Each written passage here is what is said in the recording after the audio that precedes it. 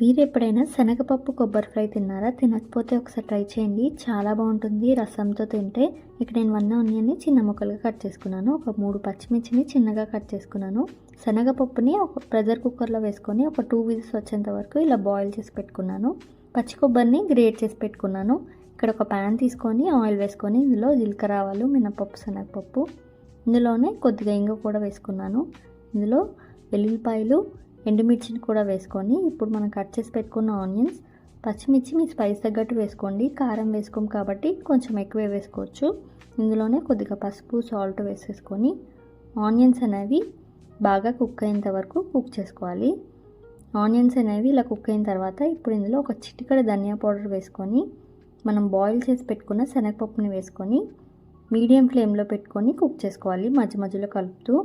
శనగపప్పు అనేది ఇలా బాగా కుక్ అయిన తర్వాత పైనుంచి మనం గ్రేట్ చేసి పెట్టుకున్న పచ్చి కొబ్బరిని వేసేసుకొని, పచ్చి కొబ్బరి శనగపప్పు తగ్గట్టు వేసుకోండి.